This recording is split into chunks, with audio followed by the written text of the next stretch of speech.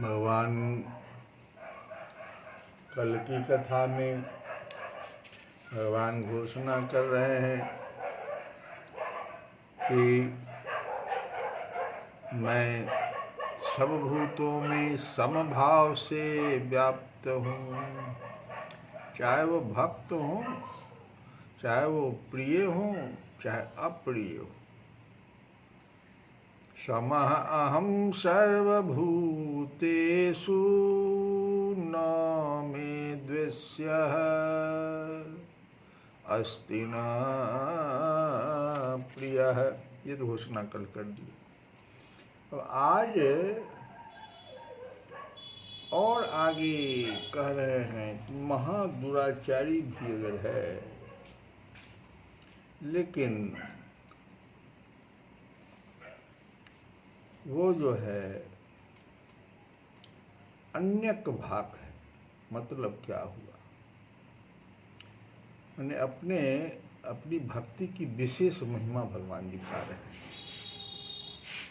अपि चेत सुदुराचार है,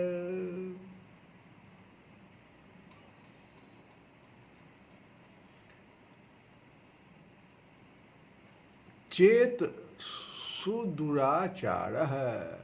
यदि कोई अतिशय दुराचारी अपि भी है, अपि चेत सुदुराचार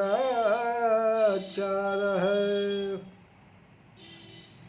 यदि कोई अतिशय दुराचारी भी है, लेकिन भजते माम अनन्य भाग।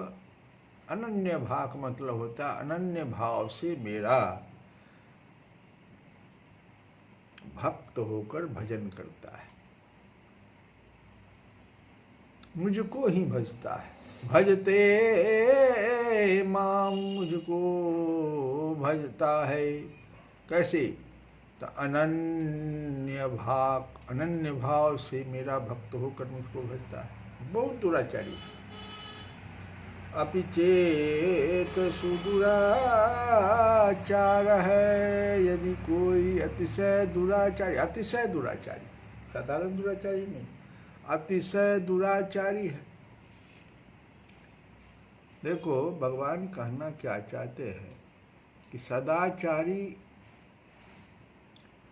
और साधारण पापियों का मेरा भजन करने से उद्धार हो जाए, इसमें तो कहना ही क्या है। जो सदाचारी है और साधारण पापी भी है कोई,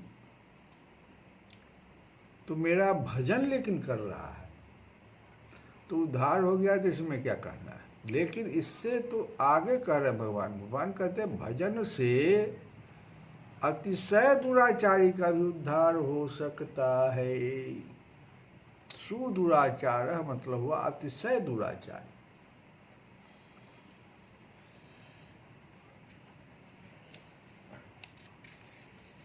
थोड़ा सा एक जगह भगवान ने कहा कि दुष्कृति से इसको सुदुराचार को थोड़ा सा अलग समझना चाहिए। भगवान दुष्कृति के बारे में पहले कह चुके हैं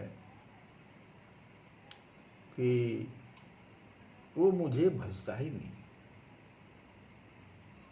यहाँ ये बात नहीं है।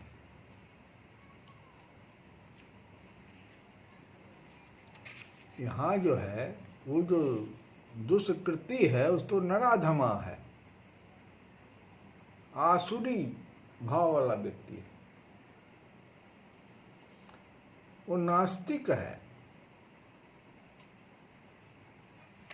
लेकिन यहाँ जो है भक्त दुराचारी होते, अतिशय दुराचारी होते हुए भी अनन्य भाव से मेरा भक्त होकर मुझको भजता है। अंतर समझना। बहुत सारे लोग ऐसे हम लोगों को मिलते हैं जो भगवान का अवलंबन लेकर के ही आगे बढ़ते हैं, हालांकि समाज में वो अतिशय दुराचारी है। जैसे बुरी आदत से विवश होकर जिनके आचरण अत्यंत दूषित है, खान पान, अब आचरण दूषित होने का अर्थ समझ लो, आहार उनका दूषित है, आहार, जितनी भी इंद्रियां हमारी हैं, ज्ञान इंद्रियां, सब आहार लेती है और उनसे वो सिर्फ गलत चीज जो है आहार ले रहे हैं। आँख से गलत चीज देखना, कान से गलत गलत बात सुनना, मुंह से वाणी से गलत चीज, भोजन में गलत आहार, तो आचरण उनका खराब है। आचरण अत्यंत दूषित है, खान पान खराब है, चाल चलन भ्रष्ट है। अपने स्वभाव, आसक्ति और बुरी आदत से विवश होने के कारण वे दुराचारों का त्याग नहीं कर पाते हैं। वो जानते हैं कि हमको इसको त्याग देना चाहिए, ये मुझे नष्ट कर रहा है, लेकिन आचरण जो दूषित हो गया है, खान पान दूषित है, चाल चलन भ्रष्ट है, स्वभाव, आसक्ति, बुरी आदत से विवश हो गया है, स्वभाव से विवश है, आसक्ति के कारण विवश है, किसी के से आसक्ति होने के कारण वो गलत काम कर रहा है, बुरी आदत है उसके पास, जैसे कोई दारू पीने वाला व्यक्ति। लेकिन ये ऐसे व्यक्ति यहाँ सुदुराचार हो गए। लेकिन ऐसे मनुष्यों का जो भगवान के गुण, प्रभाव आदि के सुनने और पढ़ने से या अन्य किसी कारण से भगवान को सर्वोत्तम समझते हैं ऐसे व्यक्ति, जो सुंदर कांड का भी पाठ करेंगे, भगवान के लिए फूल सवेरे रोज तोड़ तोड़ करके ले आके रख देंगे,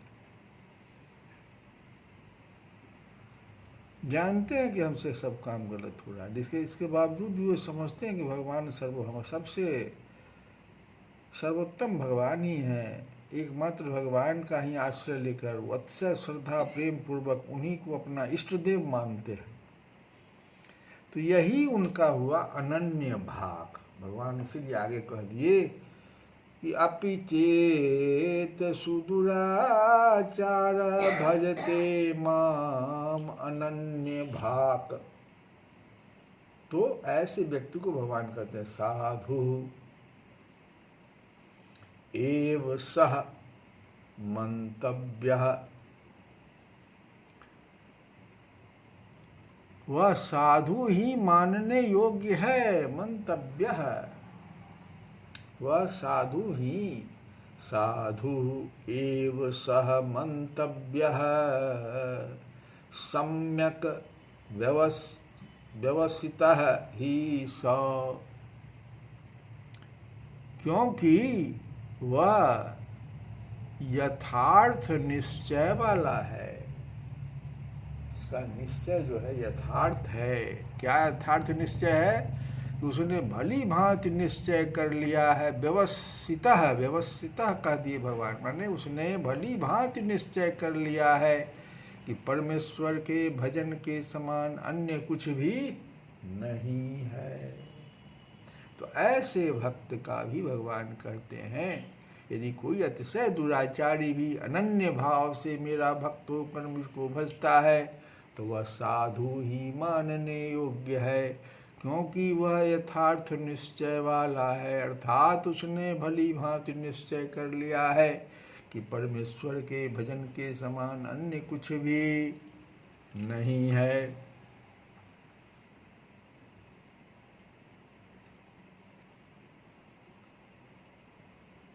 भगवान यह दिखलाते हैं कि मेरा भक्त यदि दुराचारों के सर्वथा त्याग की इच्छा और चेष्टा करने पर भी स्वभाव और अभ्यास की व्यवस्था से किसी दुराचार का पूर्णतया त्याग न कर सकता हो तो भी उसे दुष्ट न समझना चाहिए, साधु ही समझना चाहिए। क्योंकि उसने जो यह दृढ़ निश्चय कर लिया है कि भगवान पतित पावन है, सबके सुहृद है, सर्वशक्तिमान है, परम दयालु हैं, सर्वज्ञ, सबके स्वामी और सर्वोत्तम हैं, एवं उनका भजन करना ही मनुष्य जीवन का परम कर्तव्य है।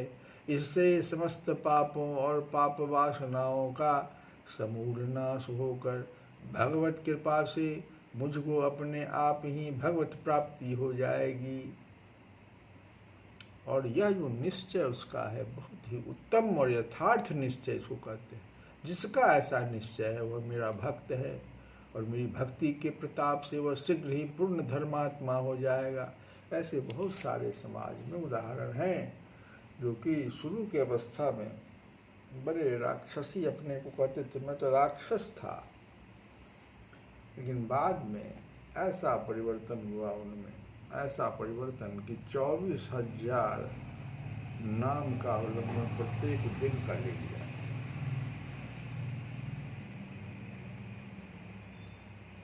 और आयु भी आज 90 साल।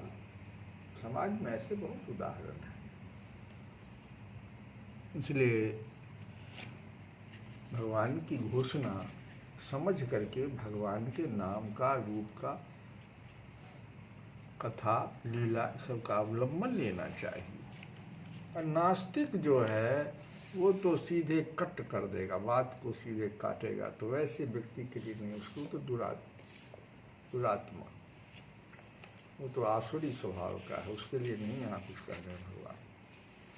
तो कल जो हम लोग सुंदर सा भजन गा रहे थे विनय पत्रिका से कि यो मन कबहू तुम्हि न लाग्यो, यो मन कबहू तुम्हि न लाग्यो।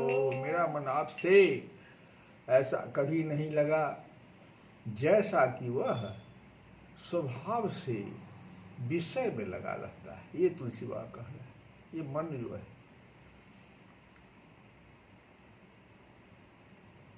आगे कल जो हम लोग सुने उससे आगे फिर भगवान से कहते हैं तुलसी बाबा की चंदन चंद बदनि भूषण पट